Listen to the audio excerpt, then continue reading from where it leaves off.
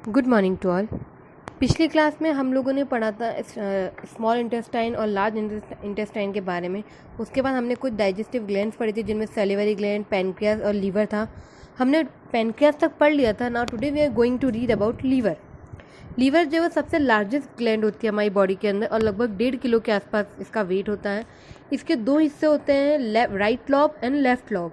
इन दोनों ही लॉब के अंदर काफ़ी सारी हैप्टिक ग्लोबल सेल्स होती है, यानी जो फंक्शनल यूनिट होती है हैप्टिक सेल्स पाई जाती है। इनके फंक्शंस क्या है? जो a lobe has many hepatic cells arrange as radiating plates around a central vein, they secrete alkaline bile juice. जो लॉब्स होती है उनके अंदर काफ़ी सारी हैप्टिक सेल्स प्रेजेंट होती है और ये hepatic cells alkaline bile juice release करती है। Bile is store temporarily in a gall bladder. Actually जो बिली जूस होता है, लीवर बिली जूस को रिलीज करता है, लेकिन ये बिली जूस पहले गोल ब्लैडर में स्टोर कर लिया जाता है। उसके बाद जब इसको ज़रूरत पड़ती है, जब बॉडी को बिली जूस की ज़रूरत पड़ती है, तब इसे स्मॉल इंटेस्टाइन के अंदर भेज दिया जाता है।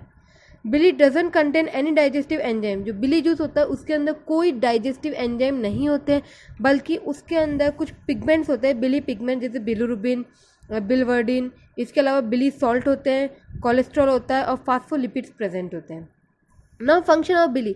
तो सबसे पहले मैं आपको बता दूं कि बिली जूस के दो मेन फंक्शन है। पहला, bile juice provide the alkaline medium in the stomach so that pancreatic enzyme can act. यानी कि जो बिली जूस है वो स्टमक के अंदर आपके फूड को डाइजेस्ट करने के लिए एल्कलाइन मीडियम प्रोवाइड कराती है। एल्कलाइन मीडियम का मतलब है बेसिक मीडियम प्रोवाइड कराती है, क्योंकि जो स्टमक होता है उसके अंदर HCl एसिड प्रेजेंट होता है, जिसकी वजह से स्टमक का मीडियम जो है एसिडिक हो जाता है। और एसिडिक मीडियम के अंदर कई बार फूड पूरी तरीके से डाइजेस्ट नहीं हो पाता है, पार्शली डाइजेस्ट होता है। उसके बाद जब बिली जूस होता है, ये बिली जूस उस स्टमक के अंदर एल्कलाइन मीडियम प्रोवाइड करा देती है, उसे बेसिक मीडियम प्रोवाइड कराती, ताकि जो पैनक्रेटिक एंजाइम्स थे वो एक्ट कर सके, पैनक्रेटिक एंजाइम जो सारे काम कर सके।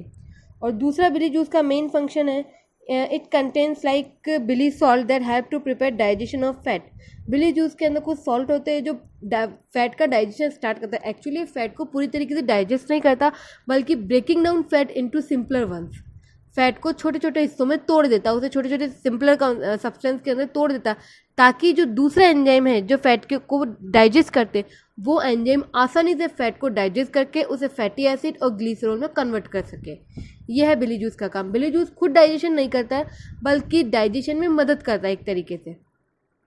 ये फैट को स्मॉलर वंस में ब्रेक कर देता है, ताकि जो दूसरे एंजाइम्स हैं पैनक्रेटिक एंजाइम से वो इस फैट के ऊपर काम कर सके और फैट को फैटी एसिड और ग्लिसरॉल में कन्वर्ट कर सके। इसके बाद on the liver surface of right liver lobe there is thin wall.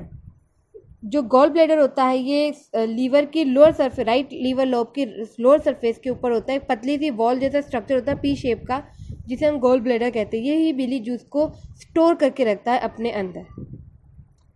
ये टॉपिक यहीं ख़त्म होता है। इसके बाद है डाइजेशन ऑफ फूड।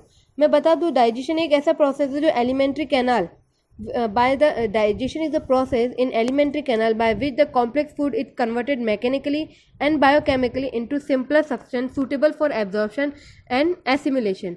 डाइजेशन एक ऐसा प्रोसेस है जिसमें एलिमेंट्री कैनाल के द्वारा जो फूड है कॉम्प्लेक्स सब्सटेंस से कन्वर्ट करके सिंपल सब्सटेंस के अंदर कन्वर्ट कर दिया जाता है। मतलब कॉम्प्लेक्स सब्सटेंस से सिंपल सब्सटेंस के अंदर कन्वर्ट कर दिया जाता है, ताकि हमारी बॉडी उसे एब्जॉर्ब भी कर सके और उसे यूटिलाइज भी कर सके, उसे काम में भी ले सके। फिर बता दूं, डाइजेशन जो होता है वो सबसे पहले माउथ से स्टार्ट होता है। Digestion start from the mouth. Digestion एक और बात, डाइजेशन एक केमिकल और बायोकेमिकल प्रोसेस है, मैकेनिकल और बायोकेमिकल प्रोसेस है। डाइजेशन आपका माउथ से स्टार्ट होता है। सबसे पहले मुंह के अंदर जो खाना होता है उसे चबाया जाता है, where food is chewed and mix with saliva. Food को चबाया जाता है, उससे सलाइवा मिक्स कर देते हैं, ताकि जो फूड के अंदर कार्बोहाइड्रेट या स्टार्च होता है वो सिंपल शुगर या माल्टोज के अंदर कन्वर्ट हो जाए। उसके बाद ये फूड जो होता है फेरिंग्स के अंदर भेज दिया जाता है और फेरिंग्स से ईसोफेगस में भेज दिया जाता है। ईसोफेगस के अंदर पेरिस्टेटिक मूवमेंट होती है। Peristaltic movement, I repeat, peristaltic movement. Peristaltic movement का मतलब होता है a wave like wave like movement, जिसके अंदर जो ईसोफेगस की जो मसल्स होती है उनके रिलैक्सेशन और कॉन्ट्रैक्शन, फैलने और सिकुड़ने की वजह से मूवमेंट होती है, जिसकी वजह से फूड जो है वो डाउनवर्ड एक्ट चला जाता है। उसके बाद ये फूड स्टमक में एंटर करता है, जहाँ इसे चर्न किया जाता है, मिक्स किया जाता है गैस्ट्रिक जूसेस के साथ और पार्शली इसे डाइजेस्ट कर दिया जाता है, जिसे हम चाइम कहते हैं। ये चाइम उसके बाद स्मॉल इंटेस्टाइन के अंदर भेज दिया जाता है। स्मॉल इंटेस्टाइन का जो ड्यूडेनियम पार्ट होता है उसके अंदर भेज दिया जाता है, जहाँ पर ये फिर केमिकली ब्रेक डाउन होता है। इसमें केमिकली इसे थोड़ा डाइजेस्ट किया जाता है और डाइजेस्ट करने के बाद इस पे इंटेस्टाइनल जूसेस काम करते हैं डाइजेशन के लिए। उसके बाद इस जूस के स्मॉल इंटेस्टाइन के जो ड्यूडेनियम पार्ट होता है उसके अंदर इस पार्शली डाइजेस्टेड फूड यानी चाइम को भेज दिया जाता है, जहाँ पर इस पर इंटेस्टिनियल जूसेस, पैनक्रेटिक जूसेस और बिली जूस इस पर काम करते हैं ताकि ये और डाइजेस्ट हो सके। उसके बाद इस जूस को जब ये एब्जॉर्ब करने के लायक हो जाता है, डाइजेस्टेड फूड को जो एब्जॉर्ब करने के लायक होता है, उसे स्मॉल इंटेस्टाइन के सबसे लास्ट भाग में भेज दिया जाता है। वहाँ से इसे आप लार्ज इंटेस्टाइन में भेज देंगे, जहाँ पर वाटर एब्जॉर्ब कर लेगा, और लार्ज इंटेस्टाइन के बाद इसे रेक्टम में भेज दिया जाता है, जहाँ पर ये वेस्ट फूड मटेरियल यानी अनडाइजेस्टेड फूड मटेरियल जो होता है, सॉलिड अनडाइजेस्टेड फूड, वहाँ पर इसे स्टोर कर लिया जाता है और लार्ज इंटेस्टाइन रेक्टम से इसे फिर एनस के थ्रू हमारी बॉडी से बाहर निकाल दिया जाता है। यह आपका डाइजेशन ऑफ फूड कंप्लीट होता है। इसके बाद कल हम यहाँ से रेस्पिरेशन स्टार्ट करेंगे। उम्मीद करूँगी आप लोग को इतना टॉपिक